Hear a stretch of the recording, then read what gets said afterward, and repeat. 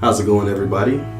You are tuning in for another video of Up Late with C and D. I'm your host for today, Denzel, with my co-host, Big Chris. And we are here today to talk to you about some games that we would like another of. So to start it off, actually I got some news on this the other day that they have a new Splinter Cell in the works. So Splinter Cell will be our number one.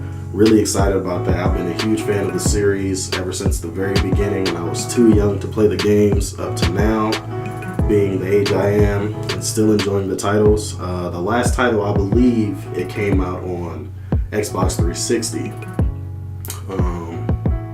And there hasn't been a new one yet.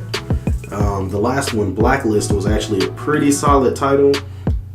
A lot of people didn't really give it the credit it deserved because the game before it, Conviction, was more of a run and gun, and it didn't really have the stealth aspect as much as Blacklist did. Blacklist kind of took you back to the roots of Splinter Cell, whereas Conviction, they tried to do something new where you were more or less running around and just not really caring too much about tripping alarms. But yeah, I'm a huge fan of Splinter Cell. I don't know about Chris.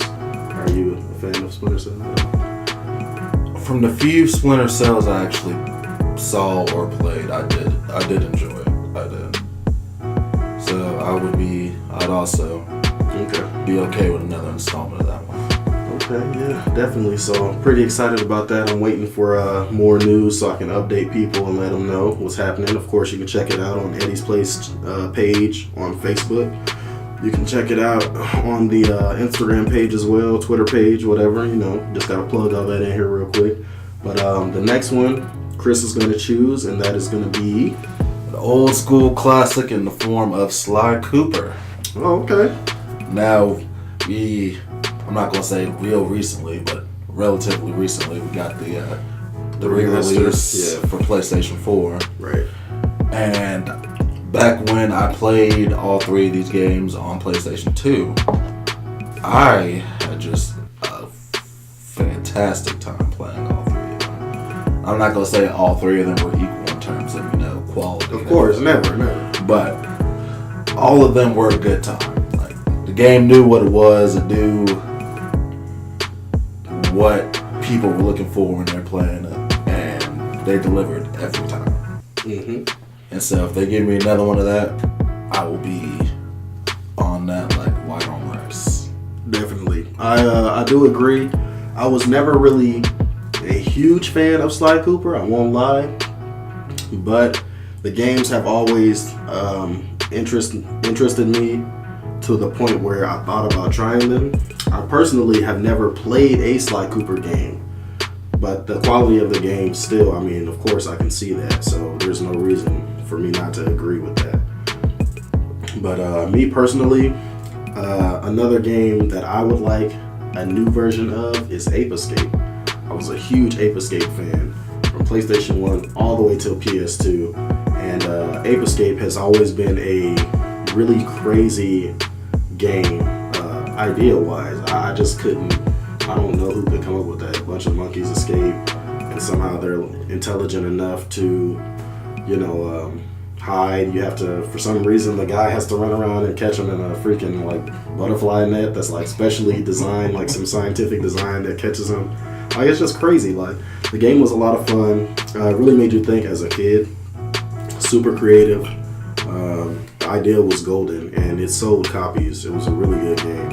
Anybody who's ever played the game, you can ask them about it. They loved it. Did you ever get a chance to play Ape Escape? I'm not sure I did. When you were describing it, it sounded familiar, but I'm not quite sure. It's a kid who wears a red or white shirt or something like that. He has some shorts on, red, crazy, spiky hair, and he's running around catching monkeys. I don't know. It sounds familiar, but I might be a little further back than my memory is willing to allow me to come up with at the moment. I definitely thought you would have tried it though, because you are a PlayStation person, just like I was in the earlier days. So not so much now as I was in the earlier days, but Well, this ain't a singular game. This might be a plural type deal. is Pokemon console games. You know, Pokemon console games. Going back, you know, like Pokemon Stadium and stuff like that. Right. You know, if they made like another Pokemon Stadium with like an updated roster with all the new Pokemon and stuff, I would enjoy that as much as I did the original Pokemon Stadium. I think I'd be more for this if the new one that was coming out was a Pokemon Gale of Darkness 2. That would be the one that actually sets me over the edge. Because Gale of Darkness, believe it or not, was one of the best Pokemon console games. And if you don't want to take my word for it, you can actually price this game anywhere, and the price is ridiculous trying to find this thing. Whether it's pre-owned, just the disc, or brand new. I think the lowest that I got to pay for that game, and it was just the disc, it was like $55. And that game is crazy old. I mean, it was for GameCube. So, but Gale of Darkness would definitely be the one that sets me over the edge. Either that one, or what was the one that I played? It may have been Stadium. I can't remember. There was another one that I did play though, and I really enjoyed. But Gale of Darkness is my main one, to be honest. So, the thing I liked about Stadium back in the day was, you know, when you had Nintendo 64, you had the little, you know, Game Boy cartridge attachment on the controller. Yeah. You plug your actual game in there. Yeah. And load up your actual shit. Right. I was like, this is just the dopest thing I could think That of is at pretty that time. cool too. There were actually a lot of cool games that had that feature as well when the GameCube was released. Because remember, the GameCube had that accessory. Right. You could plug it on top of the Game Boy Advance and the SP, so that was pretty dope. But another one that I would like a new game of would probably have to be probably Burnout. I'm a huge fan of Burnout. I forgot the name of the one that it was. I think it was not Takedown. It was the one where they introduced the car crash event. Revenge. Burnout Revenge. Huge fan of Burnout Revenge. And I hate that they just did a remaster of that. What was that new Burnout? Paradise, I think? Yes. I hate they did a remaster because I didn't even like the original one. I was hoping for a remaster of either Revenge or a new one close to Revenge, because Burnout Revenge was the one that everyone talked about. It was the one that sold a bunch of copies from PS2 to Xbox Original to PSP. I mean, the game was phenomenal when you think about it. Oh yeah, it was a lot of fun. I remember just getting together with a few buddies back in the day and just playing Burnout Revenge for hours. Yeah, that game was freaking awesome. I loved Burnout Revenge. I mean, it was an amazing title. So I would definitely love to see a new Burnout Revenge more than I would any of the other Burnouts. I mean, there's not much more you can say about that. Burnout is Burnout. It's a game where you take a car and just force another vehicle to crash. You destroy. Like, it's pretty cool. If you had any destructive urges as a kid, that was it. the game. That was the game. You couldn't play Grand Theft Auto as a kid. No. You had Burnout. Burnout was your muse to that. Unless you were like me and I got to play Grand Theft Auto when San Andreas came out. Yeah, me too. Well, keeping on with the car theme for a minute, I would like another Need for Speed Underground game. What? Because the last one that I remember playing clearly was Need for Speed Underground 2. Okay. And that was definitely one of my actually, that was my second last one I remember clearly. The one that I remember the most out of Need for Speed, which is also on our list, is Most Wanted. Just so we can keep the car theme rolling, we can talk about both at once. Most Wanted was just as good as Underground 2 was. I loved it. Both of the games. Underground 2 I really loved just because of how crazy the customization was. I mean, Need for Speed always has that crazy customization, but these games made it to the point where it wasn't too much to do, like mechanic wise. It was more just to have fun with your vehicle. Like the new ones now, it's more like you need to be a mechanic in order to understand what the heck you're doing. Mm-hmm. So I remember I couldn't have been more than about 10 years old. I took a little nothing Miata and made that thing a damn supercar. Right. It was incredible. Like I said, same thing for Most Wanted. Most Wanted was amazing. I loved the story to Most Wanted. Really good story. And I mean, everything else about the game, it was phenomenal. Need for Speed Most Wanted, Need for Speed Underground. Both of them actually had really good stories. But story-wise, I would pick Most Wanted over Underground. No special reason, just that is my preference as a favorite. Well, I remember Underground too. It didn't have much of a compelling story as much as you just got to just have fun with what you're doing. Have fun. It was a bunch of cars to pick from, a lot of open area to drive around to. It was back when the 350Z first came out and everybody wanted that car because it was just like super fast, super sleek, super. It looked like it was a good racing car. You know, everybody wanted that. So definitely, those two games alone deserve to be on the list. Deserve to be talked about. If you haven't played them, Man, you need to play them. They're really cheap. Actually, you know what? Most Wanted is not cheap. I think that's still within like the $30 to $40 range. So get your money. Underground 2. Underground 2 is cheap. You find that. With some pocket cash. Yeah, you can. you just dig around in your pocket, pull out a couple dollars. You can probably buy you a copy of Underground 2.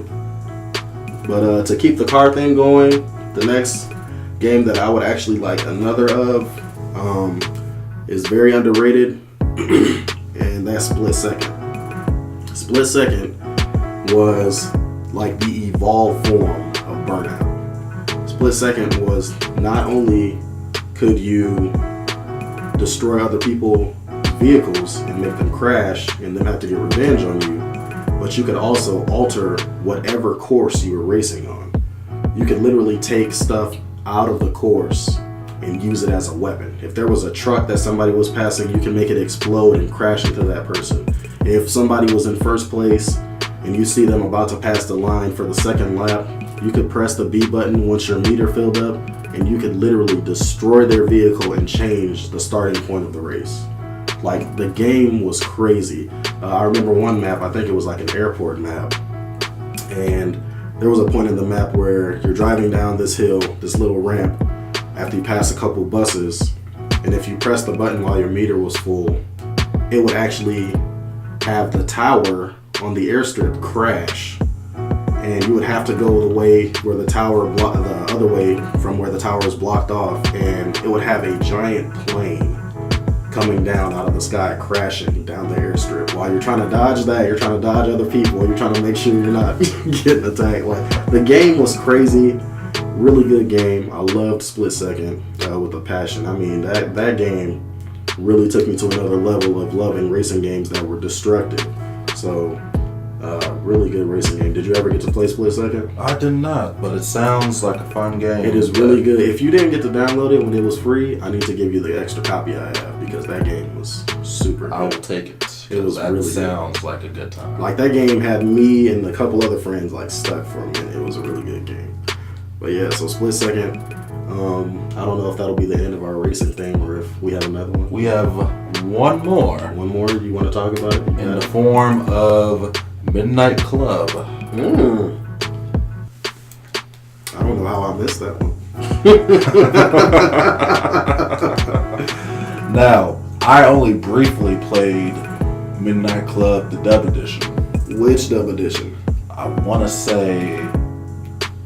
Because there was dub edition and then there was Midnight Club dub edition remix.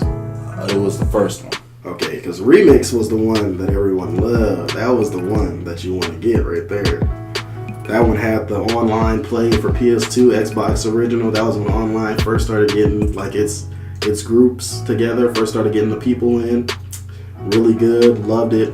Me and people used to glitch out of the maps, used to mod up vehicles and stuff. They're like stupid fast. Like, we would go from racing in Detroit to Atlanta to Tokyo. It was dope. That was the first racing game that I ever played where it's like, it logically made sense for me to use like an Escalade or something like that. Right. Other than like just like a speed, like a car that you would typically think would be a racing car. I was racing around in damn Escalades. I think that was one of the first games that actually introduced that, like where you had to use a different vehicle, and they introduced the environmental effects as well. Because if you were racing in Detroit, you needed a different type of tires because of the snow. You needed a different type of vehicle because some of them would drift too hard. So I mean, it was actually pretty detailed. Like now that I go back and look at some of the games I played, I'm like, as a kid, I understood that I needed this type of vehicle, but I didn't really think about it that deeply like I do now. So Midnight Club was definitely good. Midnight Club Dub Edition Remix, I think that may have been like one of the only ones I got to play though. I think it was either that or that one and 3. I don't remember which one it was. Remix is really the main one I remember though. Did you get to play any of the other ones? No, it was just the first Dub Edition. But I was like, this is fun. I can get into this. It's a really good racing game. I mean, I love it to death. I love it almost as much as I love. Never mind. I don't think I love anything as much as I love that. I don't think I love any Midnight Club as much as I love Remix. That's the best way I should put that. That's probably the best option. Yeah, because I'm like, racing game wise, my favorite would be more about split second stuff like that. So so that is gonna end our car spree that we have. So the next one I want to discuss, because I want to go into detail about why I would like another one of this, and that is Def Jam. Def Jam was one of the best fighting games I have ever played, hands down, and I've played them all. Killer Instinct, Street Fighter, SNK, Marvel vs. Capcom. I played almost damn near every fighting game that's ever existed, if it was a fighting game. I've even played Skullgirls, if you know what that is. So, but Def Jam is definitely one of the ones that I personally am looking forward to because Def Jam was huge. If they make a new one with some of these new rappers and like, I can only imagine how they would set it up. You could have a whole nother category. It would be a category of old school, new school, and in between. And then it would be like, who would be the top 2 people you would put as the good and bad guy? Who would it be? Because you can't do Snoop Dogg anymore. He's not like the top dude. Like if you had to pick a pothead, it would be Wiz Khalifa easily, because Wiz is like the big name. But who would you pick? There's so many rappers. There's far too many options. So many rappers to just be able to pick, good and bad, just off the hat like that. Like, it'll be crazy. And then think about it, if they actually expanded into it and pulled in like people who did pop or people who did R&B. If they pulled those people in as well, dude, I mean, one of the most badass pop artists that I know who lived was Michael. And could you imagine Michael Jackson just beating the hell out of Lil Yachty? Like, that would be incredible. Moonwalking over people. Moonwalking over Lil Xanax and moonwalking over over all the other stupid little rappers. I do think it'd be kind of stupid, but I want to see fucking Ray Charles fight. Ray Charles, like, just have him like sitting at a piano or something. Sitting at a piano, just hit the thing and the piano and pick off and hit somebody. Like, that'd be crazy to actually like his special ability is he gets his eyesight back and you get to run around and you can beat people up instead of being stuck at the piano. Like, it would just be crazy. But like, Def Jam is definitely a series. All jokes aside, there's a series that I would love to see come back because Icon did not do the series justice. Def Jam Fight for New York is everybody's favorite title. It's the one that everybody loved the most, and they're asking, for a continuation, for a new version. And I mean, I don't know how hard it is for them to make it or whatever, but I would love to see a new one. I mean, I definitely would. It's a really good game. It was definitely the best experience I had with a fighting game up to that point. Right. And for the most part afterwards, because I'm trash at most fighting games aside from Dragon Ball Z. Yeah. But from Dragon Ball Z, I'm trash at most fighting games, but I was pretty good at Def Jam. Yeah, Def Jam was really good. I mean, even the story was phenomenal. So, but you have another one? I do. I would not mind seeing another 007 game. You know what? I wouldn't either. Because I believe the last one they did was Quantum of Solace, Mm-hmm. and they chose the absolute worst of the more recent ones to choose from to do. Because Quantum of Solace is not all that great at moving in terms of. The game was really good though. The game was good, but I felt that it might have been even better had they chose a better source movie to go from. Yeah, that's true. But did you get to play it online? I did not play it online. I actually got to experience this, believe it or not. I experienced 007 Quantum of Solace on the Wii. And when I tell you the online play on the Wii was the best online play that I had played for that game, I couldn't believe it myself. It was crazy. Like I loved the game. I played it so much. I memorized the maps. I knew where to go, where people were gonna spawn, whatever. Like that game really got me 007 wise. That was like one of my favorite ones besides not Nightfire, but I think it's Everything or Nothing. Okay. And that one was most people's go-tos most people was just their go-to was GoldenEye just because that's the only name that they know. Like Everything or Nothing and Nightfire were also very good. They were both very good. So I mean, because Everything or Nothing for me personally, I like that one because that was the intro of the co-op story for 007, if I remember correctly. That was the first one where they introduced the co-op for the story. It was pretty dope. So I mean, pretty cool game. They put it in third person. You could actually like melee punch people to death and stuff. It was cool. So, but I would definitely love to see that. Do you have like a specific route you would like them to take on 007? Like the new one? Where would you take it? I would actually like them to, if they were to make another one, I would have liked them to use Skyfall. Okay. Because Skyfall had that one was, of the more recent ones anyway, that one had like the most deep and in-depth story outside of Casino Royale. Right. And I felt that, if they made a game about it, it would be, really, really intense. Really good game. Really fun, really good game. Nice solid title. Okay. And let's see if I can get another one in here. Man, I don't know. It's so hard to choose. There's a lot of good stuff on here. I guess if I had to pick, because it was one of my favorites as a child on Dreamcast, you guys should know where I'm going with this if you know me. That is Power Stone. Power Stone 1 and 2 were just incredible games. Power Stone 1 set the cap for fighting games. They would put you in a room, everything in the room was able to be used by your character as a weapon. Not only were you able to use things as a weapon, the character themselves were a weapon, essentially. All the characters, Power Stone was a game where you would collect gems to battle another character while you fought the other character. So when you collect all the gems that you need to collect for your character, they transform into their super form, whatever it may be. For the main character, he put on an entire metal suit, almost similar to Iron Man, and his ultimate attack was a missile barrage of almost like 150 missiles.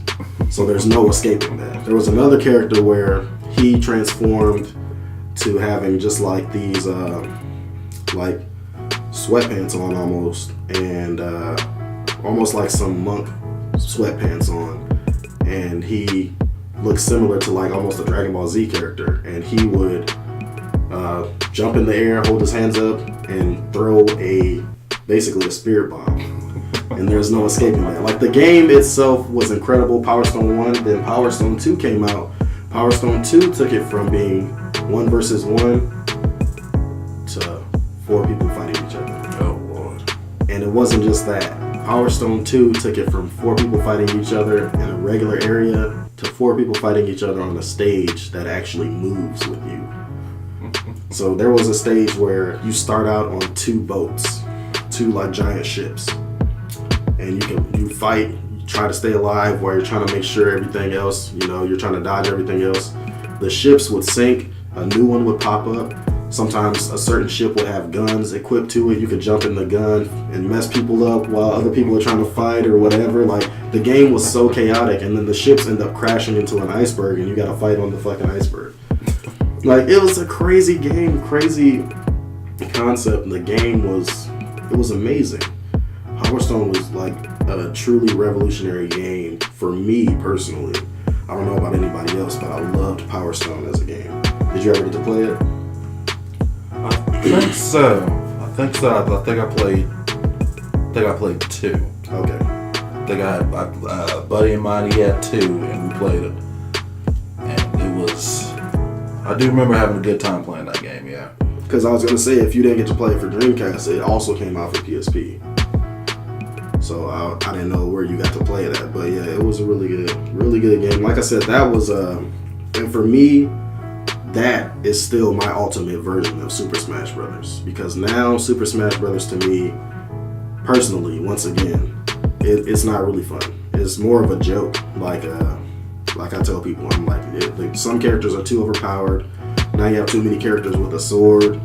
I mean, it really is just kind of crazy. So, but just me personally, that was one of my best games. But with that being said, Power Stone will be the last one. We'll be wrapping up this video. Don't forget, this was video games that we want another one of, if they're not already coming out. And you were on our channel listening to us, Eddy's Place channel. Like I said, don't forget about the Eddy's Place Facebook, Eddy's Place Instagram, Twitter. I have Eddy's Place everything if you guys want to check it out. We'll have more of these coming at you. Our previous video that we did was video games that we'd like a movie installment of. So just a heads up. But yeah, hopefully you guys enjoyed this like you enjoyed the last 2. With that being said, do you have anything else, co-host? Be easy, my friends. Enjoy the videos. Like, subscribe, all that noise. Of course, all that jazz, blah, blah, blah. Just do your thing. Hopefully you guys enjoy everything as much as we enjoy doing it for you. And like you said, be easy. So deuce.